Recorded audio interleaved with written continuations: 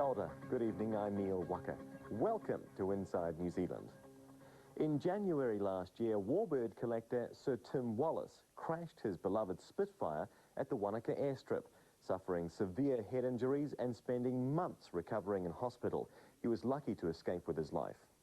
Sir Tim's wife, Lady Prue, was swamped with inquiries from New Zealand and around the world on Sir Tim's condition, the media carrying daily reports for the weeks he remained in critical care.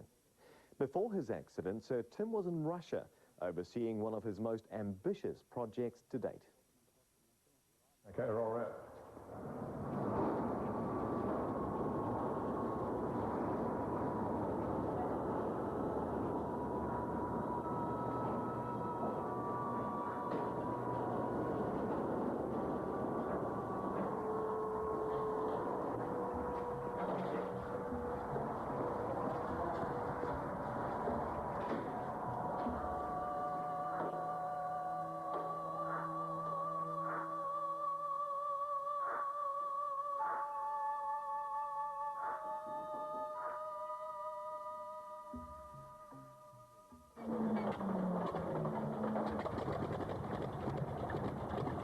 As the sun sets on a remote Siberian airfield, a World War II Russian fighter starts up.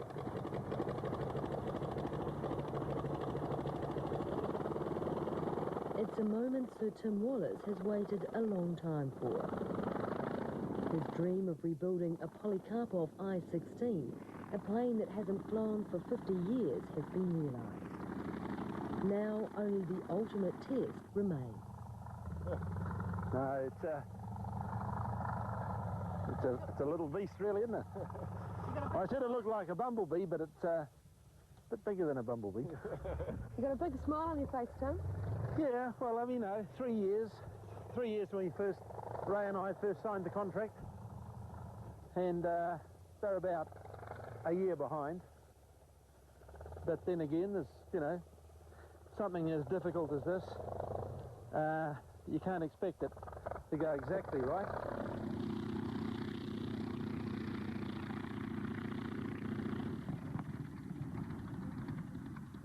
If he's happy with the taxiing, if he's happy with the way it's handling, he'll take it off. The I-16 was Russia's frontline fighter when Hitler attacked.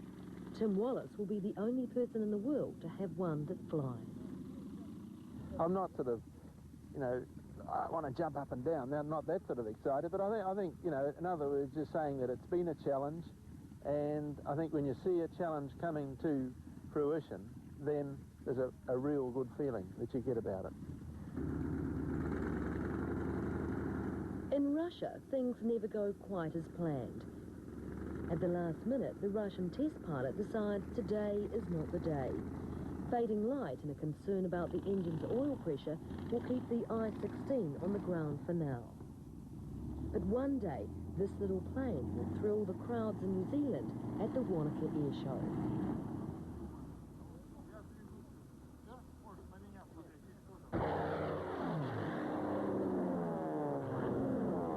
We're being attacked from the south, I think. Tim Wallace has blazed many a frontier, but he's perhaps best known as the man behind New Zealand's biggest airshow. Now is a very evil-looking aircraft. That's the ME-109. But what a beautiful sight it is there. Silver wings. He's taken the Wanaka airshow from small beginnings to the biggest in the Southern Hemisphere, based around his own collection. What the Japanese call it, the whispering deer.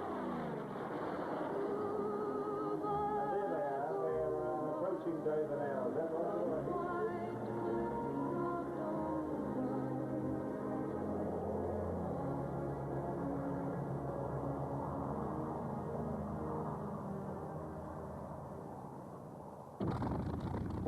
right? We're talking on. Of all the aircraft in Tim Wallace's collection, and there's now 14, one will always be special. A plane which long ago captured the public imagination and Tim's own heart, the Spitfire.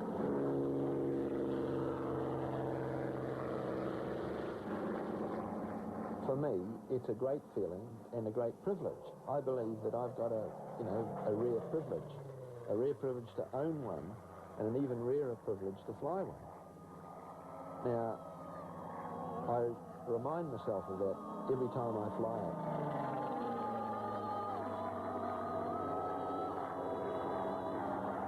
You can cruise along at 150 miles an hour quite gracefully, and then you can zip it up to 400 miles an hour. You really can use a lot of sky.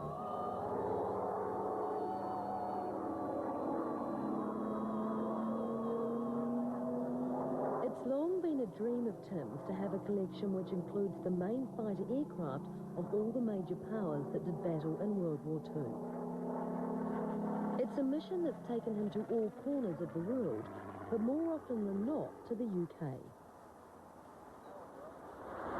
The quiet country villages of East Anglia and Cambridgeshire are the home of the best aircraft restorers and the biggest warbird collectors.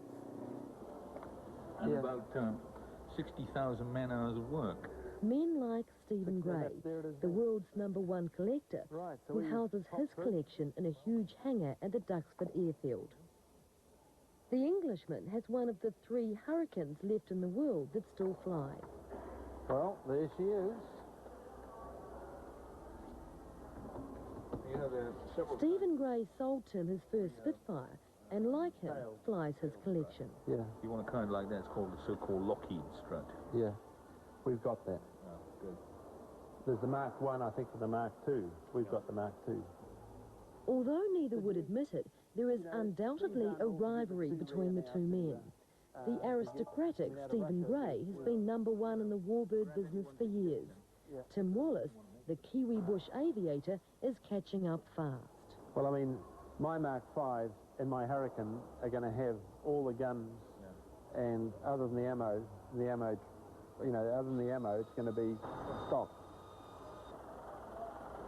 Tim Wallace, too, will have a Hurricane once this pile of twisted metal is turned into a flying machine.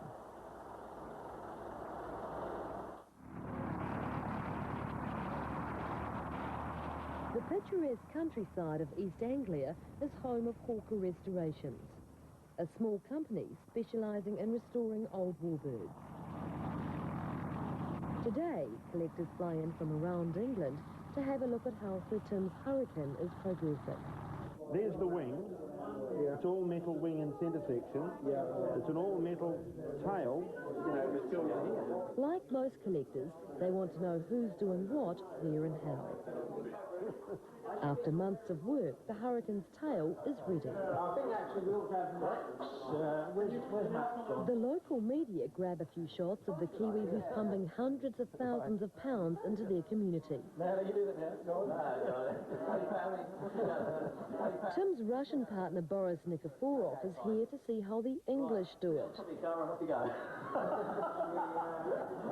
Here too are some of the younger up-and-coming collectors keen to hear Tim's story. How I got involved with warbirds really was that as a schoolboy we had Mustangs that were left over from the Pacific War. They actually arrived in New Zealand on the ship after the conflict was over.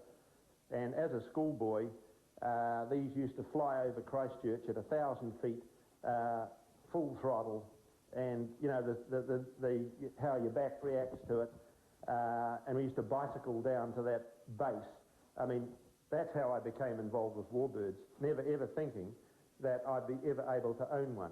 No, actually, I mean, quite honestly, I mean, this gives me a greater pleasure than many years. I mean, I've been involved in very exciting businesses, but I mean, this here is a new challenge in your youth, isn't it? Well, it is. It actually, I tell you what, it keeps you younger. Well done, well done. At last count, Tim had 5 major restoration programs on the go. This rapid expansion of his collection is driven in part by his age. You know, just like Stephen Gray, because, you know, Stephen is in his 50s. I think he's a little older than me. And he wants to fly a number of warbirds before he loses his license. And I'm a bit the same, actually. You know, you don't hold your medical forever. That's right. You know, it's an ambition to fly a Hurricane. It's an ambition to fly a Mark V. Yeah. I'll be flying my Yak 3 within a month. I've just got that rebuilt in Russia. I'm not going to fly the I-16. It's too much of a twitchy little aircraft because I busted my back in a helicopter accident. And, you know, I've only got one leg that works properly. Well, actually, that one doesn't work at all, but as I say... Tim was left partially paralysed after a helicopter crash in the winter of 1968. He was helping a friend by flying in feed to snowbound sheep when he hit power lines. He spent 6 months in the Burwood spinal unit. Were you told that you would never be able to fly again? If I was told that, I certainly didn't listen. Were people dubious about letting you back into a helicopter to fly? Well, if they did, they didn't tell me. I mean... Do you think they would have? I think my mother was dubious because I think that she thought that I'd had enough and I should, you know, change what I was doing. But she realised that I'm a born aviator and that's what I want to stay doing. Tim, you have had a few accidents, haven't you? How many have you had? Yes, I mean, you know, say if I've had a few accidents, I've had a few accidents in the nature of, you know, with the nature of my work, and I make no excuses for them. I mean, very seldom the aircraft lets you down. You usually let the aircraft down. In many ways, though, it has been the crashes involving others that have hurt Tim Wallace the most.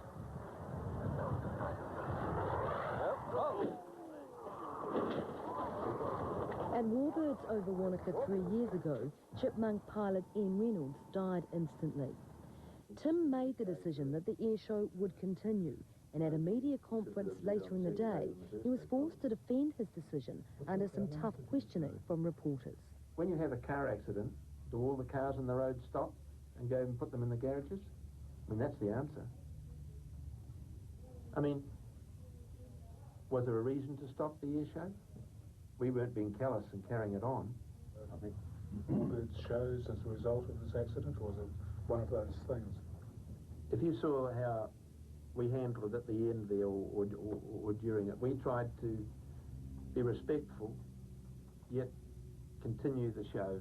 And really, I mean, when I get to bed tonight and it's all over, I'll be bloody happy. Because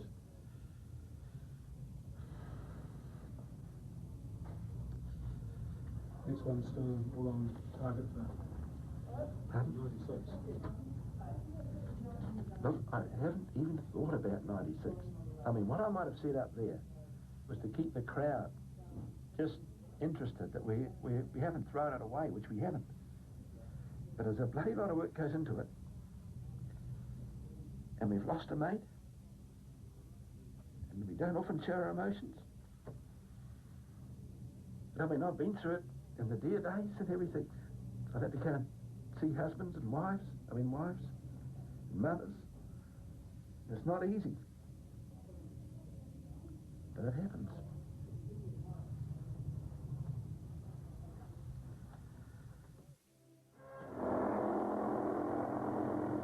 The financial muscle that allows Sir Tim Wallace to search the world for warbirds has come from two things: helicopters and deer.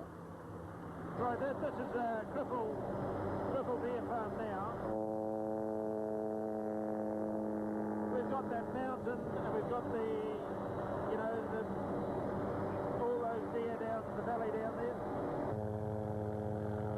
Tim owns two big deer farms, one at each end of Lake Wanaka in central Otago. But before he moved into farming, Tim ran the biggest deer recovery operation in the country. A fleet of helicopters combed the hills, turning the meat and velvet of a pest into big dollars. Well, we had the biggest operation, and when we were shooting, I think if you're talking about numbers of deer recovered back to the factory, in our height, we shot 35,000 in 1 year. The big money soon drew others into the game. To stay in front, the shooters and pilots had to push themselves and their machines to the limit. What sort of risks did you take? We had margins that we worked to, and an unproductive pilot would have a very wide margin, and a very productive pilot possibly go over what you can say is sensible. But then again, you have to find these margins yourself. Really, you've got not a lot of people to teach you. Once you're out there in the hills, you've got no one watching you, and you're your own judge of what you do. What sort of hours were you working? Well, I can remember logging 50 hours in under 5 days. Now, that's pretty pressurised flying. You've got to realise that, you know, the mountains were yours, the deer were over the mountains, and there wasn't any limitation other than weather limitations and daylight. And you'd basically start at daylight and end at dusk, and whatever you had to bring out, and sometimes you had to stretch daylight a little. When the number of deer started to fall, Tim switched tack and pioneered live deer recovery, an even riskier job. Again, profits depended on numbers. I don't think we broke the 10,000 mark, but we were somewhere between 9,000 and 10,000 live deer captured back to farms.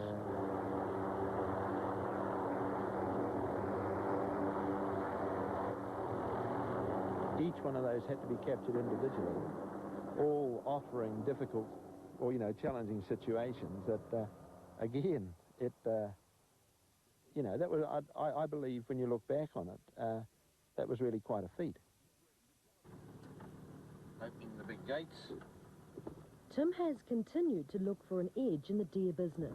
Meeting the officials. The quest has taken him to deepest Siberia, a region called the Gorny Altai. We are deer farming ourselves here, mainly really to gain experience in what we should be doing in New Zealand. I mean, our company, or there'll be a few others that'll follow their ways. My case, we bought a large property.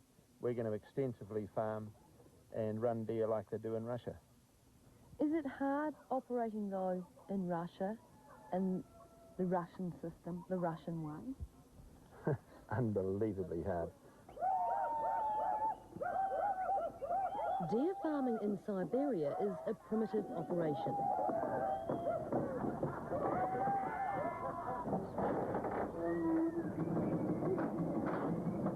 In the Gorny Altai, there's no electricity, no running water, but velvet that's produced is the best in the world.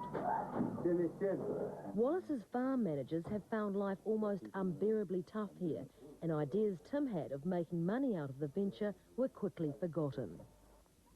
Well, how tough it is. I mean, to make a profit out of it, I think you'd be dreaming, because you're a Westerner, and trying to break the system is very, very difficult. But we're actually learning an awful lot without having to try and say we want a profit in our pocket at the end of the day. What we've learned has been immense.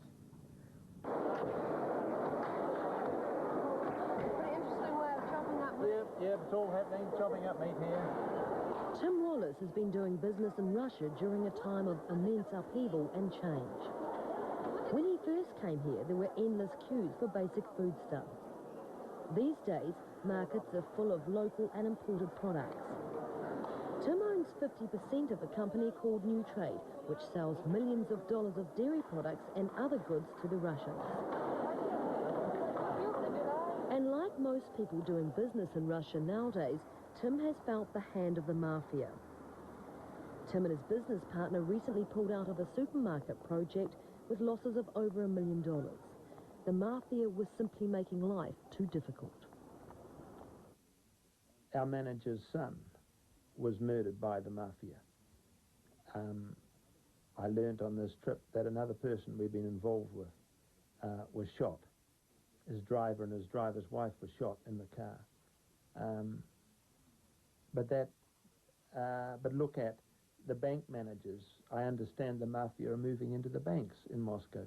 9 bank managers have either been poisoned, shot, or car bombed. Now that's a move. So their reach is extensive. It's very programmed and extensive, and I feel that the government are not taking hold of it quick enough, because the mafia becomes stronger the longer you leave it. Does this frighten you in a business sense, in a personal sense? When I'm in dangerous situation, I make sure I'm well looked after. And I won't explain that much further, but I'm careful. I know where not to tread, and I've been there long enough now to know how to be careful. Tim's biggest investment in Russia now is restoring aircraft.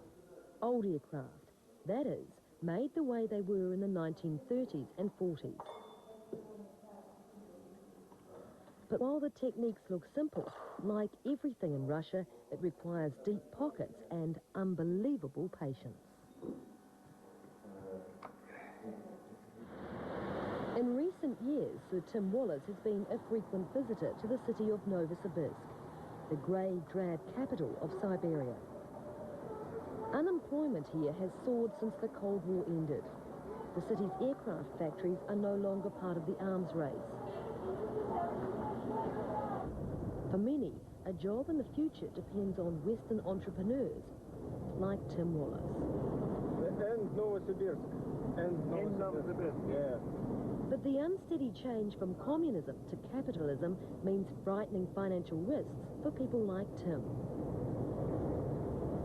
But when you're actually manufacturing something in Russia that's rather unique and difficult, and it's in military plants, you know, you just have to go by feel and use your own judgment. I mean, what I'm doing is pretty unique, really. You know, it is. It's pretty unique. But, and I do believe that, you know, we'll be, you know, that there'll be a business in it. So can I categorically say it will be? I can't. You know, I only have to believe in it. Because really, at the end of the day, I mean, they must understand that if they want work, then there has to be a profit in it for me. And if there's not a profit in it for me, then I just go away.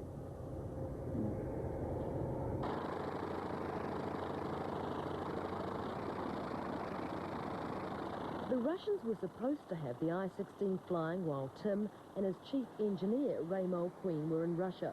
As usual, things haven't gone to plan. It's very rough. It's much rougher than it was before. Part of the problem is that under communism, decisions were made by committee, and old habits die hard. But as Tim says, that's Russia. Early on, he learned to grin and bear it. In the end, his patience will mean he's the first collector in the world to own a fighter of this type. And, you know, the type of material they use here, you know, you look here at the welding and everything, it's very strong. You know, it's a very strong aeroplane, but it's, you know, it's a Russian aeroplane. It's Russian built. It's a Russian aeroplane. You know, it's totally basic. I mean, this here is the local wood. That's birch wood. And their resins there, they're very strong resins. You know, the way that is.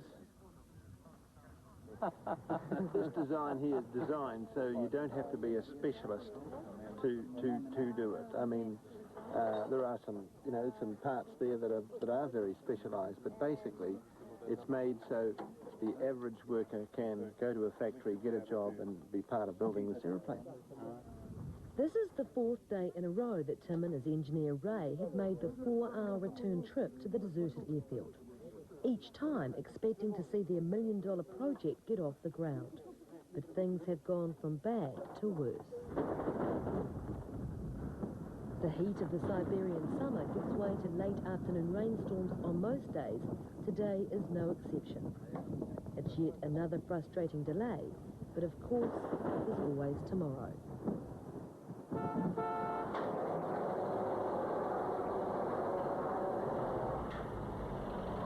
The Sydney Aircraft Factory in Novosibirsk. Once it armed that evil empire.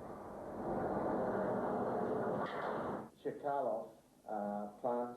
Now it's building I-16s for the multi-millionaire New Zealander.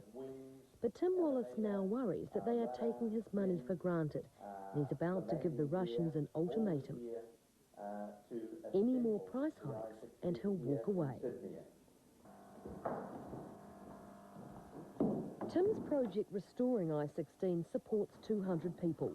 Without it, they'd have nothing to do. Some of the original workers are still here.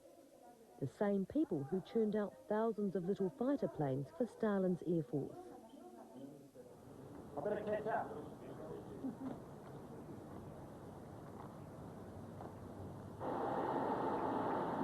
Before the 90s, no Western businessman had ever set foot inside this factory. Modification. Now Tim is invited to look at Russia's supersonic fighters. Sukhoi 27, the flanker. Less thrilling for Tim is the massive cost overruns he's experiencing building planes here. Not only do the Russians have little to no understanding of modern business practice, but Soviet military culture often meant that planes or parts were thrown on the scrap heap. Rather than fix a problem, it was easier to build a new one. Time and money didn't enter the equation. So how much did the cost escalate? Well, I mean, the cost has escalated, I would say, 200% to 300%. So do you get the feeling that, you know, you might be pouring money down the drain? Hole? I certainly felt that a year ago. Like, I certainly felt that, what am I doing? But you have to have faith in the people. Like, I've got faith in the professor, I've got faith in Chemilov, faith in Behrens. They want to succeed. And so that's what you have to go along with. And you have to explain to them what it is to budget and keep to a budget. But you desperately want this to work, but are you not just one man up against a huge system which may never let you win? I've got more faith in Russia than that. You know, they're terrific people. I mean, I can honestly say they're becoming, some of my very good friends now are Russians. I like them. We're very similar. New Zealanders and Russians are very similar in their outlook. I mean, the only thing that I'm having a bit of trouble with is drinking the vodka. Bottoms up.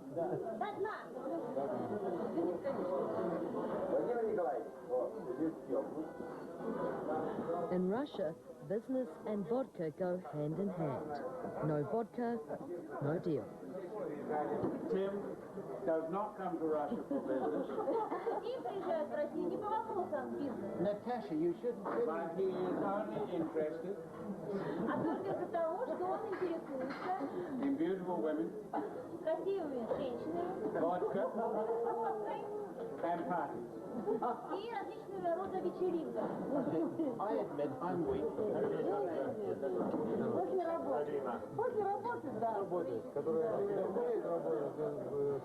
I do love the country. I do love the people. I mean, I find the vodka side a little tough, but they have their times that they celebrate. If they're depressed or they're unhappy about things, they also drink vodka. So they have highs and lows, and I think vodka is part of their life. And you have to fit into that part of their life.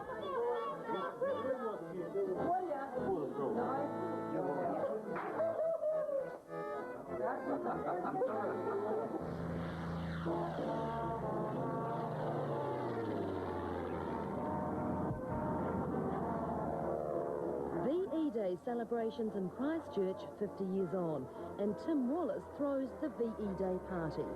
An airshow extravaganza Tim himself has underwritten. For Tim, this is all about remembering those who fought, remembering why they fought, and remembering what they fought for. 5 decades on, both the planes and the people who flew them are defying their age. Hello, Bridget, how are you? Lovely to see you. What'd you think of that? Did you love the airplane? I've got to get my son to take him to the plane. You follow me around. Yeah, okay. You follow me. The organiser, a modern-day hero, in 1993, the Queen rewarded with a knighthood. Tim, what was your reaction when you learned that you were going to be knighted? Well, I'd never, ever, you know, had given it any thought at all, because, you know, you don't think about those things. But when it was explained to me that, you know, it's me on behalf of everyone that's worked for me or with me, or to develop the deer industry, help develop it, or the aviation side, and someone has to be the fall guy. I understood and graciously accepted it. Initially, though, you turned it down, did you not? Oh, I mean, you're telling me this. I'm not telling you. You sent me a fax. No, I didn't. Well, I've forgotten about that fact. No. Look, you know, I think that there might have been a bit of misunderstanding at the start, but, you know, the fact that the honour has been bestowed and, on behalf of a lot of my friends right from the start, business colleagues, we've done it together. You know, to me, it's an honour for the company and the group of people we've been associated with. Has it changed things for you? It did a bit in the start, but then again, you know, you don't change the way you are. I don't try and use it to gain advantage. I certainly don't do that. I know that it's made my public commitments greater, but then again, I guess I've got a lot to share. I've got to be aware of that. It hasn't affected the family at all. It hasn't affected Prue. It hasn't affected the boys. We're still the same. I mean, I didn't go up a grade in cars or anything. I still kept my old Holden. The old Holden and the even older Spitfire. Tim is often compared to Douglas Bader, a World War II English Spitfire ace who flew with wooden legs. Bader survived numerous crashes, never gave up, and defied incredible odds. Righto, right. Right on. Parachute on. Today, Tim will take to the skies for the South Pacific Fighter Pilots Reunion.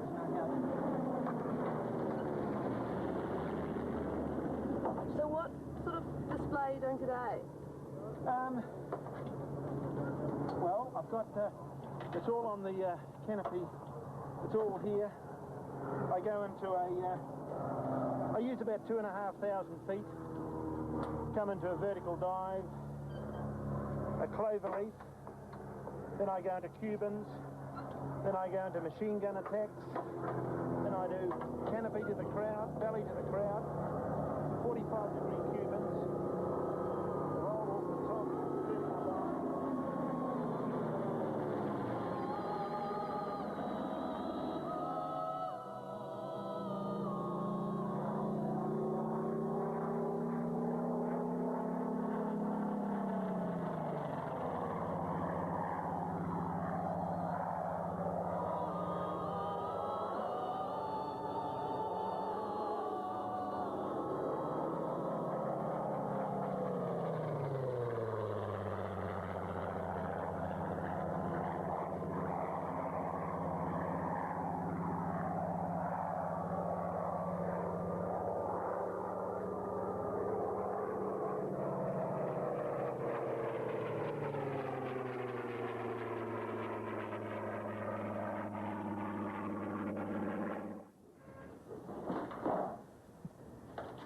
This wreck was from Murmansk, right up on the Arctic Circle, on the top of Russia. And where did you drag it out from?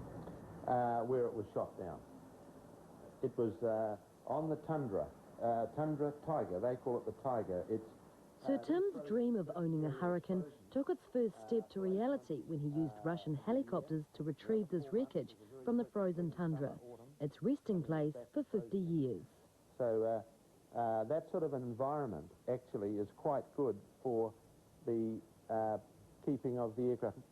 Look, this here is the fabric of the aircraft up here. Now, you see, it's still, that's fabric, that's linen, and it's still, it still sounds like tearing linen, doesn't it? While the Hurricane's frame is being restored in England, all the other restoration work is being done by Air New Zealand in Christchurch. Okay, that's very close to the fuel tanks.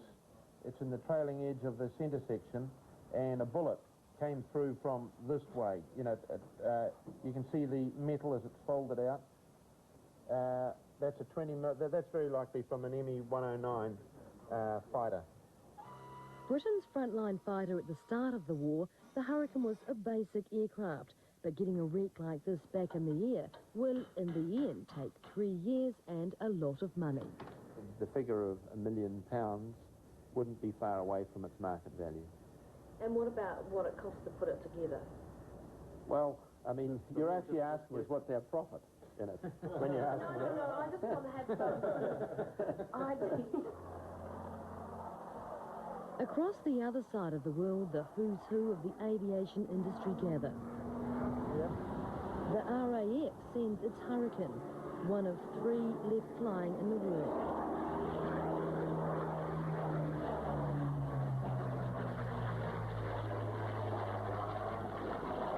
Tim Wallace is close to having the call. Victory roll.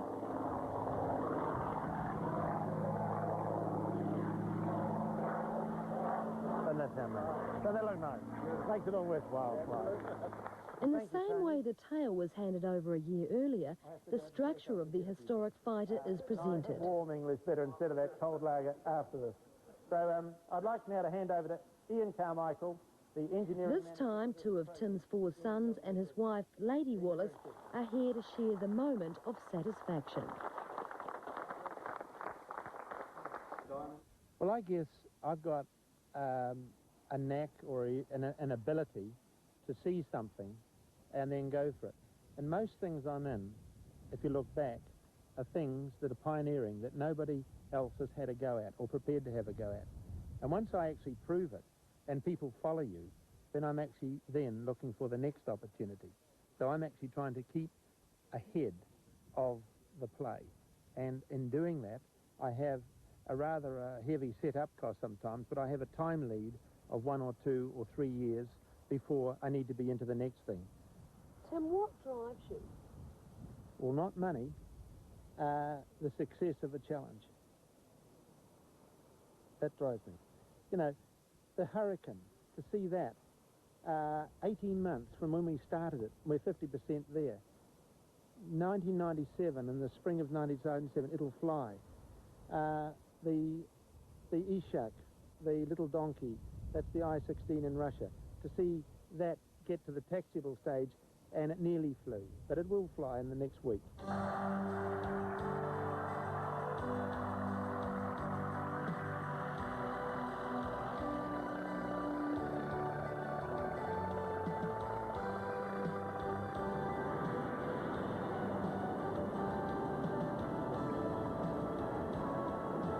We've been into this Russian project for 3 years, and we've made immense progress in that time. A lot of people wouldn't have given you sixpence to get where we've got to. A lot of people just totally didn't believe it. But look, we've got something that's flown.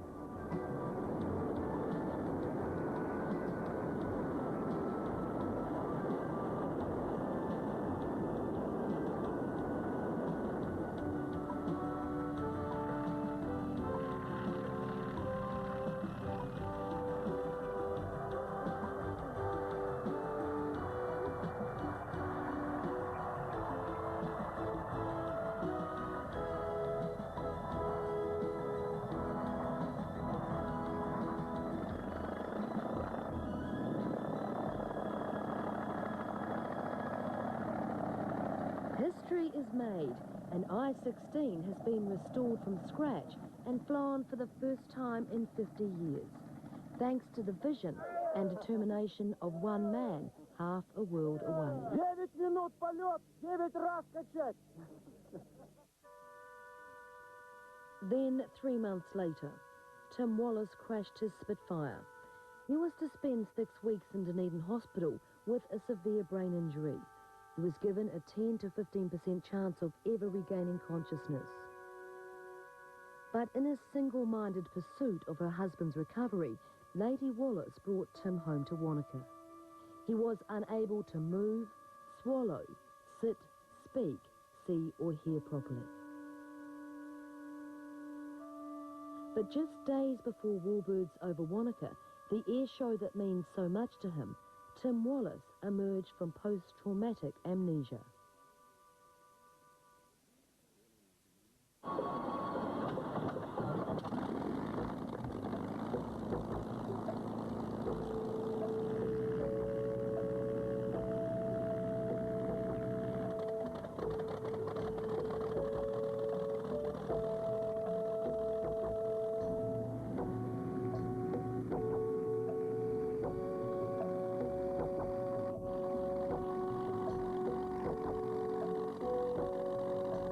private tent, Tim Wallace sat in a wheelchair and watched his own collection take to the sky.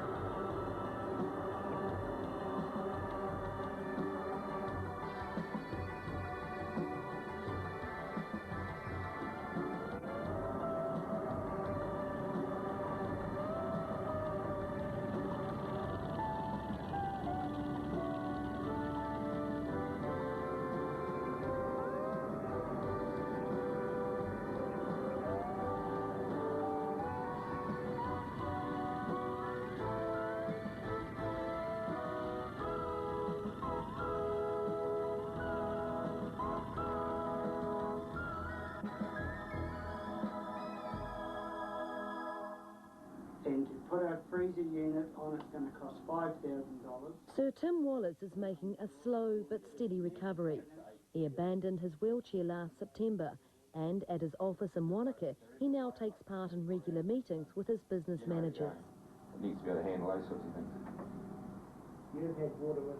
And each day he works with his own team of physio, occupational and speech therapists. There's 5 for sale in Christchurch. The crash may have robbed him of some of his physical and mental strength, but it hasn't taken away an ounce of his determination. In true Tim Wallace style, more than ever, he's fighting back. Yeah, so this is the first one that was... And out in his backyard, he's got something no one else in the world has got. This is a replica gun here. That's not the real thing, but the replica. So hopefully we'll get this painted in the next 2 or 3 weeks when the paint arrives and re-establish. The I-16 has finally arrived in Wanaka. From Russia with love.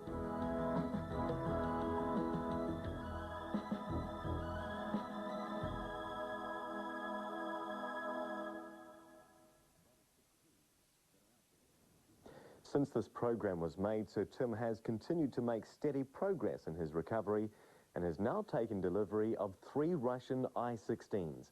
The planes will have their first public outing next Easter at the Warbirds Over Wanaka Airshow.